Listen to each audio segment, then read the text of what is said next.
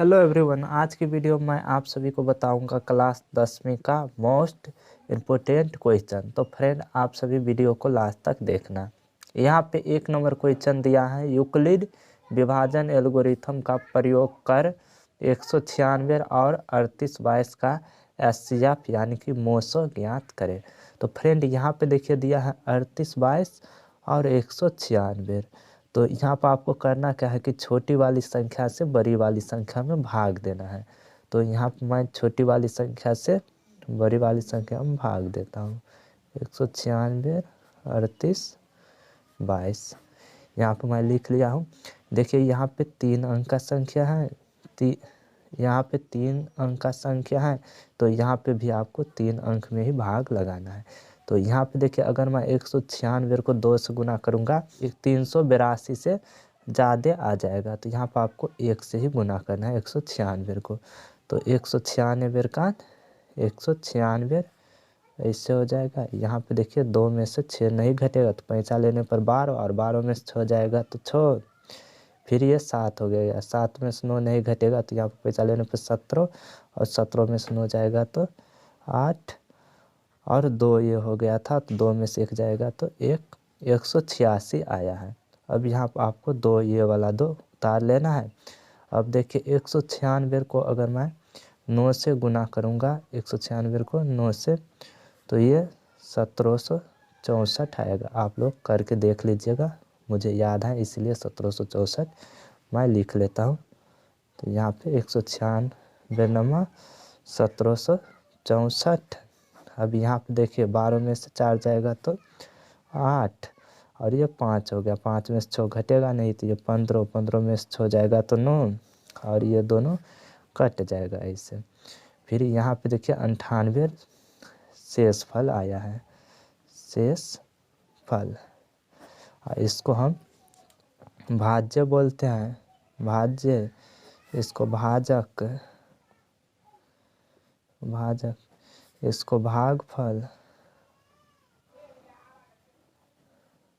इसको इसे ये आप लोग जानते होंगे, लेकिन इसको शॉर्टकट में भाज्य को ए भी बोलते हैं, और भाजक को बी, और भागफल को क्यू, और शेषफल को आर भी बोलते हैं। क्योंकि यहाँ पे देखिए फ्रेंड, क्वेश्चन में बोला गया है यूक्लिड विभाजन एल्गोरिथम का प्रयोग करके। तो ऐसे आप लोग छोटे छोटे क्लास में बनाते होंगे, लेकिन यहाँ पे यूक्लिड विभाजन का यूज करना है। तो फ्रेंड यहाँ पे चले मैं यूक्लिड विभाजन का अब यूज कर देता हूँ। तो यहाँ पे देखिए फ्रेंड, ये वाला फार्मूला आप लोग जानते होंगे, भाज्य बराबर भाजक गुने भागफल प्लस का शेषफल। ये वाला फार्मूला आप लोग जानते होंगे। तो ऐसे अब देखिए यहाँ पर आपको भाज्य की जगह, ये भाज्य की जगह आपको ए लिखना है, ए, फिर बराबर है तो बराबर, भाजक के जगह बी लिखना है। यहाँ पे देखिए बी गुने भागफल के जगह आपको क्यू लिखना है, और प्लस शेषफल के जगह आपको आर लिखना है। ऐसे देखिए फ्रेंड, यही हमारा यूक्लिड विभाजन एल्गोरिथम का व्यापक रूप होता है। ऐसे आपको लिखना है, ये वाला आपको नहीं लिखना है जब आप बनाओगे। तो यहाँ पे देखिए ए यानी कि भाज्य दिया है 38/22, तो ये आपको लिख लेना है 38/22 बराबर बी, यानी कि भाजक दिया है 196, तो 196 गुना शेषफल यानी कि क्यू 19, और प्लस में आर यानी कि शेषफल, यहाँ पे 98 बचा है तो 98। ऐसे आपको लिख लेना है। देखिए फ्रेंड, यही लिख अगर देंगे आप तो ये यूक्लिड विभाजन एल्गोरिथम का प्रयोग हो जाएगा। इसे आपको लिख लेना है। अब देखिए फ्रेंड, यहाँ पे क्वेश्चन में बोला गया है एचसीएफ यानी कि मोसो निकालने के लिए, लेकिन यहाँ पे शेषफल में 98 आया है। इसका मतलब हुआ कि इसका अभी एचसीएफ नहीं निकला है। जब तक शेषफल में 0 नहीं आ जाता तब तक इसका एचसीएफ नहीं निकलेगा। तो यहाँ पर आपको शेषफल से भाजक में भाग लगाना पड़ेगा फिर से, ऐसे फ्रेंड। तो यहाँ पे देखिए 98 से आपको भाग लगाना पड़ेगा 196 में, तो 196 ऐसे फ्रेंड। अब देखिए फ्रेंड, यहाँ पर 98 को अगर मैं 2 से गुना करूँगा यहाँ पे देखिए 98 दूना कितना होता है फ्रेंड, तो 8 दूना 16, 9 दूना 18, 1 19, 196। 196 आ ही गया फ्रेंड, 98 दूना 196। और यहाँ पे देखिए 6 में से 6 घटेगा तो 0, 9 में से 9 घटेगा 0, 1 में से 1 घटेगा तो 0, यानी कि शेष फल में क्या आ गया है फ्रेंड, शेष फल में 0 आ गया है। इसका मतलब हुआ कि एचसीएफ निकल गया है, लेकिन आपको ये वाला स्टेप, ये वाला जो यहाँ पे किया है फ्रेंड ऐसे, ये वाला आपको फिर से यहाँ पे करना है।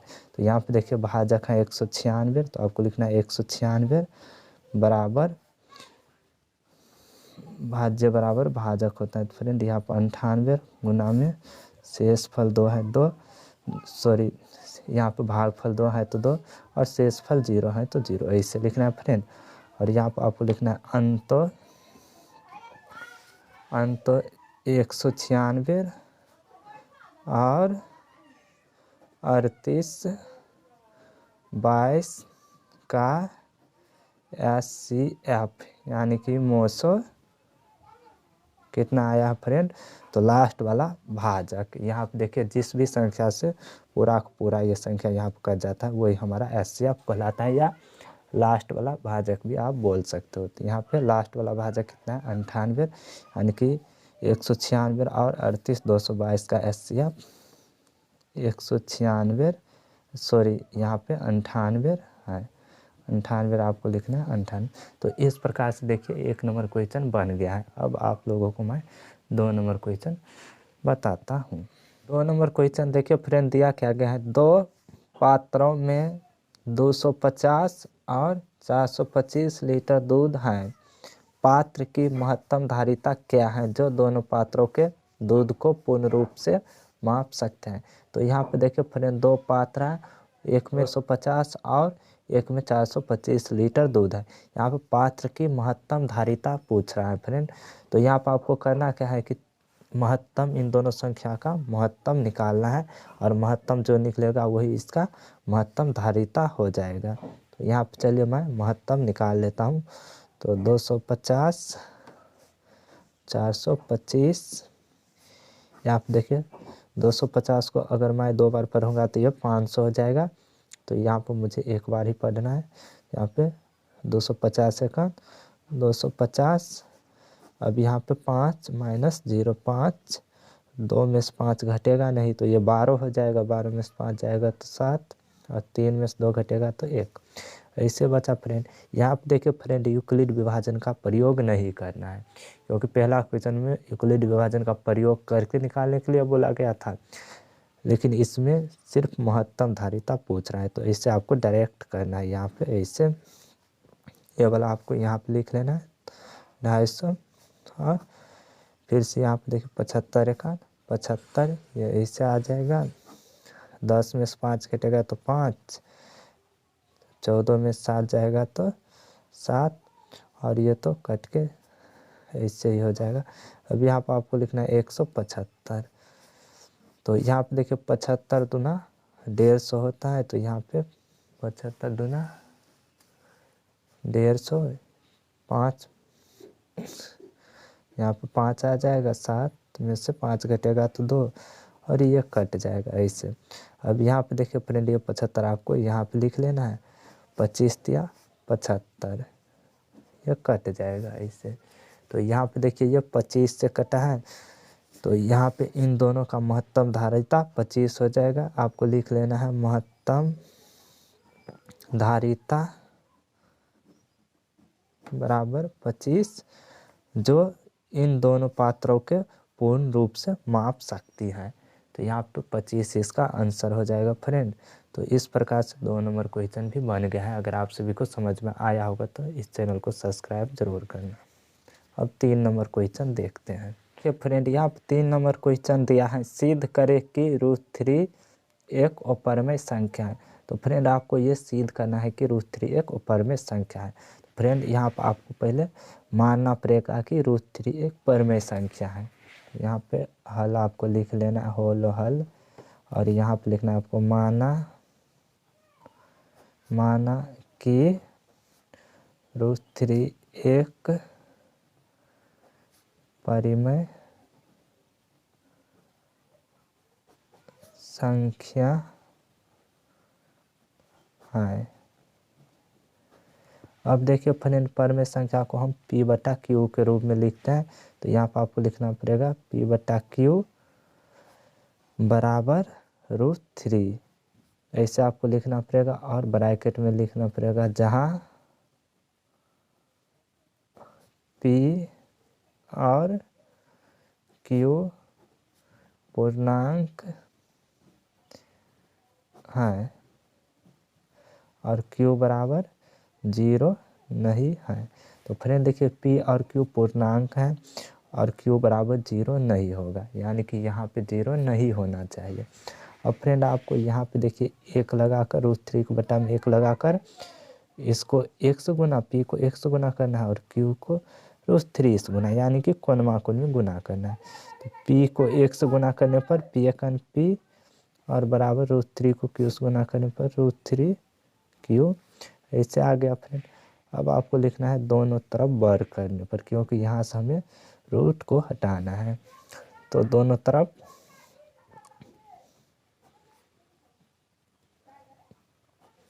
वर्ग करने पर, तो अगर मैं वर्ग करूँगा दोनों तरफ तो यहाँ पर हो जाएगा p का स्क्वायर यानी p का वर्ग बराबर √3q का स्क्वायर, ऐसे हो जाएगा फ्रेंड।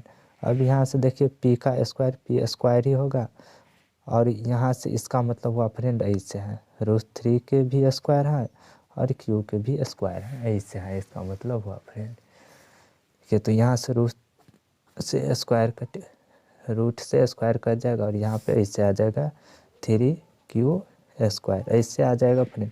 अब यहाँ से देखिए आपको q स्क्वायर को इधर लाना है, तो यहाँ पे ये गुणाम है तो इधर भाग में आएगा, तो p स्क्वायर और ये बट्टा में, यानी कि बट्टा में आ जाएगा q स्क्वायर बराबर 3, ऐसे आ जाएगा फ्रेंड।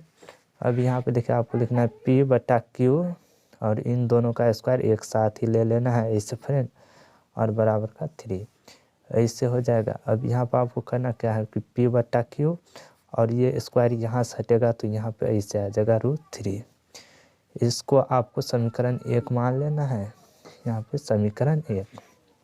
अब यहाँ पे देखिए फ्रेंड, ये आपको अच्छे से लिखना है तभी आपको एग्ज़ाम में अच्छे नंबर देंगे। तो यहाँ पे लिखना है बायां पक्ष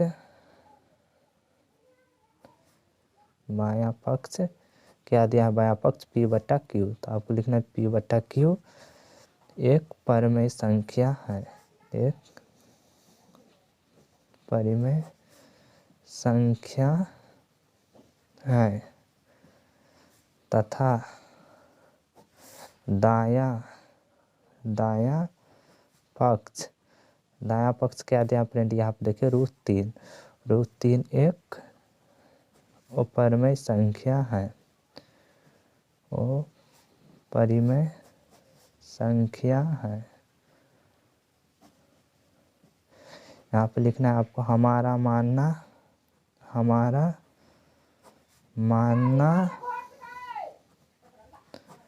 गलत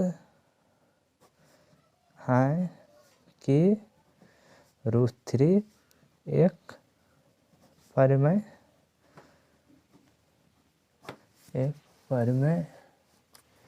संख्या है।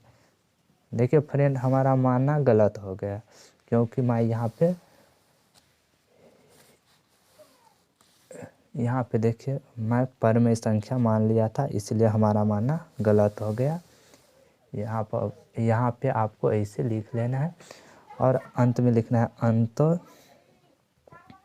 √3 एक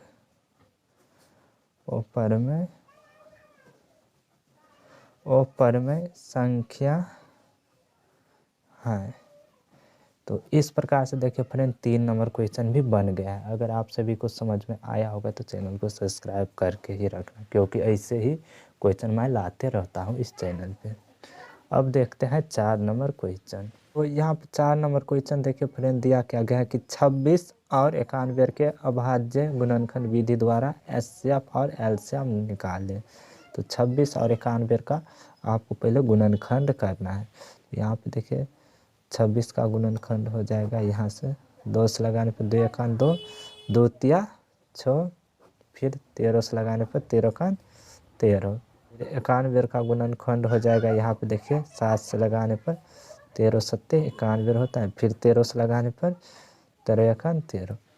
आपको ऐसे लिख लेना है 26 बराबर 2 गुना 13 गुना 1 और 91 बराबर देखिए इसका गुणनखंड में क्या है, यह है 7 गुना 13 गुना 1 ऐसे। अब देखिए फ्रेंड यहाँ पे SCF और LCM आपको निकालना है, तो यहाँ पे लिखना है SCF बराबर देखिए इन दोनों के गुणनखंड में जो भी मिलेगा, दोनों में जो मिलेगा वो इसका SCF होगा। तो यहाँ पे देखिए 13 13 दोनों में मिल रहा है, तो यहाँ पे आपको लिख लेना है 13, फिर गुना है तो गुना, यहाँ पे देखिए अब 1 और 1 दोनों में मिल रहा है, तो यहाँ पे आपको 1 लिख लेना है। 13 गुना 1 बराबर 13, तो इसका SCF 13 निकला है। अब आपको LCM निकालना है। LCM बराबर आपको लिखना है, देखिए जो मिला है वो भी लिखना है और जो इसके गुणनखंड में है इन दोनों के गुणनखंड में वो भी लिखना है। तो यहाँ पे देखिए 2 है तो 2 आपको लिखना है, फिर यहाँ पे देखिए 13 दोनों में मिला है तो एक ही बार आपको 13 लिखना है 13, और गुने में यहाँ पे देखिए 7 7 और गुना 1 है तो 1। अब देखिए ये हो जाएगा 13 दूना 26 और 26 सत्ते हो जाएगा 26 सत्ते 7 छक्का 42, 7 दूना 14 4 18 182। इसका LCM 182 हो जाएगा ऐसे फ्रेंड। तो इस प्रकार से 4 नंबर क्वेश्चन भी बन गया है। अब देखते हैं 5 नंबर क्वेश्चन। तो यहाँ पे देखिए फ्रेंड 5 नंबर क्वेश्चन में दिया है अभाज्य गुणनखंड विधि द्वारा निम्नलिखित पूर्णांकों के SCF और LCM ज्ञात करें। तो फिर से इसका SCF और LCM निकालना है अभाज्य गुणनखंड विधि द्वारा, तो फिर से आपको इसका गुणनखंड करना है। तो यहाँ पर 12 का गुणनखंड ऐसे ही आपको लिख लेना है 2 गुना 2 गुना 3 ऐसे हो जाएगा फ्रेंड, गुने 1 ऐसे आपको लिख लेना है। देखिए अगर नहीं समझ में आया है तो ऐसे आपको कर लेना है साइड में 2 छक्का 12, फिर 2 तिया 6, फिर 3 एकान 3। देखिए फ्रेंड 2 2 बार आया है 3 और 1 ऐसे आपको लिख लेना। फिर 15 का गुणनखंड में क्या हो जाएगा 3 गुना 5 गुना 1 ऐसे आ जाएगा। अगर नहीं आपको गुणनखंड करना आता है तो यहाँ पे आप ऐसे लिख लीजिएगा 3 5 15, फिर 5 एकान 5 ऐसे। फिर यहाँ पे देखिए 21 है 21 का गुणनखंड हो जाएगा, यहाँ पे 21 का गुणनखंड हो जाएगा 3 गुना 7 गुना 1। देखिए फ्रेंड ऐसे गुणनखंड हो जाएगा। अब यहाँ पर आपको लिखना है SCF बराबर, तो SCF क्या होता है फ्रेंड, जो तीनों के गुणनखंड में जो भी संख्या मिले वही SCF होगा। तो यहाँ पे देखिए 2 2 इसमें है, इसमें भी नहीं है, इसमें भी नहीं है, 3 तो 3 यहाँ पे भी है, यहाँ पे भी है, यहाँ पे है, तो आपको लिखना है 3, फिर गुने यहाँ पे देखिए 1 इसमें भी है, इसमें भी है। तो यहाँ पर अब तो कोई संख्या ऐसा है नहीं जो तीनों में है, तो यहाँ पर आपको गुना कर लेना है 3 गुना 1 3 हो जाएगा। तो 15 12 और 21 का SCF 3 निकला है। अब आपको LCM निकालना है, तो LCM बराबर आपको इससे लिख लेना है। देखिए फ्रेंड जो इसके गुणनखंड में इन तीनों के गुणनखंड में है वो आपको पहले लिखना है। तो यहाँ पे देखिए 2 है 2 2 बार है, तो 2 गुना 2 आपको लिखना है। फिर यहाँ पे देखिए ये अभी छोड़ देना है क्योंकि इसका SCF 3 है, तो 3 हम बाद में लिख लेंगे। तो 3 और 1 को छोड़ के यहाँ पे देखिए 5 आपको लिखना है, गुने 5, फिर गुने में यहाँ पे देखिए 7 आपको लिखना है।